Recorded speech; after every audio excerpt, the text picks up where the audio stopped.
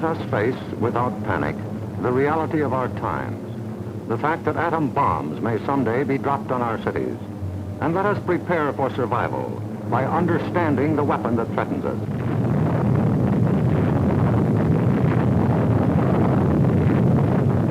An atom bomb destroys or injures in three ways: by blast, heat, and radioactivity. The blast of an atom bomb is its most important destructive agent. In Japan, whole buildings were flattened by its force. However, many buildings of sturdy construction, even though close to the explosion, remained standing. The principal dangers of blast are flying glass and debris, the fires it may start, and the danger of being crushed in collapsing buildings. The atom bomb destroys by heat. People caught in the open as far as 2 miles away suffered flash burns. Yet, protection could have been easily achieved. Here, a bridge post and rail shielded the surface behind it. Any solid material afforded similar protection.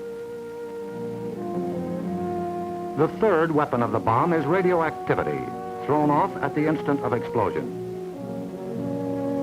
However, the majority of people exposed to radiation recovered completely, including a large percentage of those who suffered serious radiation sickness. Today, they lead normal lives. They bear children. Their children are normal. These, then, are the weapons of the atom bomb that we must protect against: blast, heat, and radioactivity. Our cities are prime targets for atomic attack, but mass evacuation would be disastrous. An enemy would like nothing better than to have us leave our cities empty and unproductive. If an emergency should come, our factories will be battle stations. Production must go on if we are to win.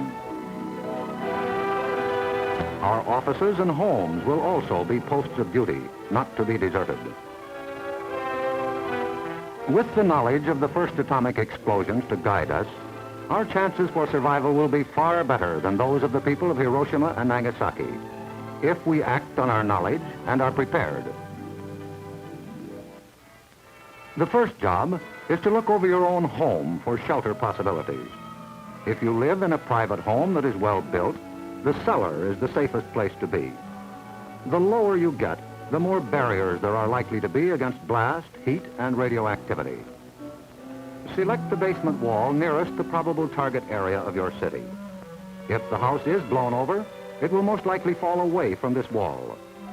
If you have a workbench or strong table big enough to get under, move it into your shelter area near a wall or strong supporting column. If the time comes when you actually have to take shelter, lie under the table.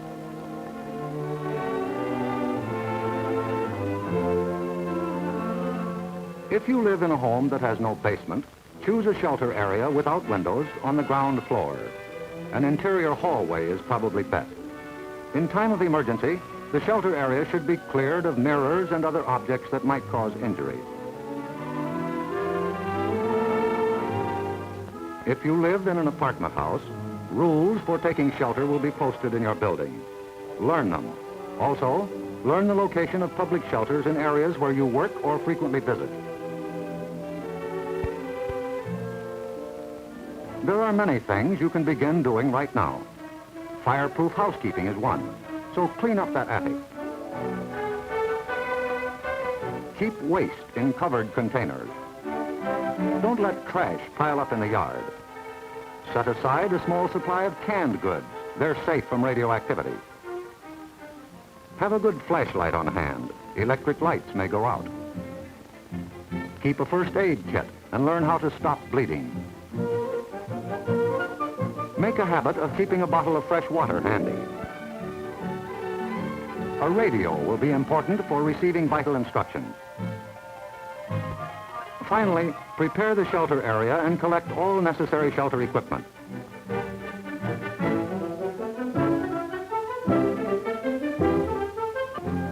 In case of an actual raid or test drill, the alert will be a warbling siren blast, lasting 3 minutes.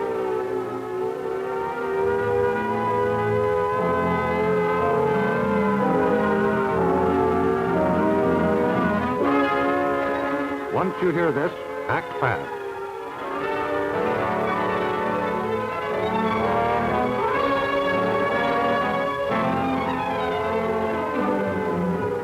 Pull down the shades or blinds and close the drapes against flying glass. Turn off the burners of your gas or electric stove. Disconnect any heating elements, such as electric irons, hot plates, or bathroom heaters.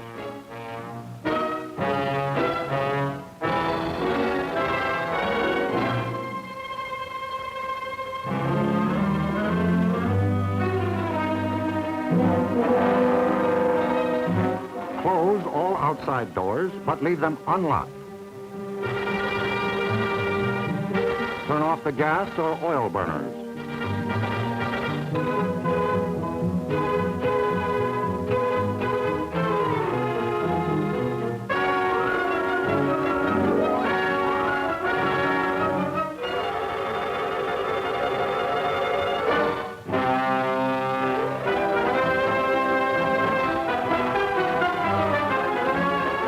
Taking shelter may be a race against time, even when you have some advance warning. But possibly, there may be no time. An attack could come without warning. The sky would suddenly light up. If a doorway is right at hand, use it. If the nearest shelter is more than a couple of steps away, fall to the ground immediately. Flying glass and debris are immediate dangers, so stay where you are until you're sure it's safe to move.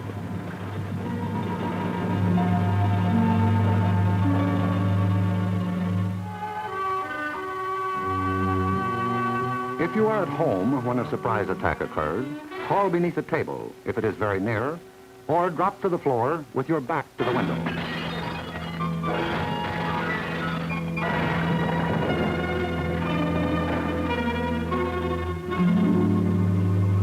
The immediate danger is over in about a minute, unless the explosion occurred near the ground or water. In this case, radioactive materials are trapped in the particles of dirt or water thrown up by the explosion. When these particles fall back to Earth, they may be dangerous. So get indoors immediately after a ground-level explosion.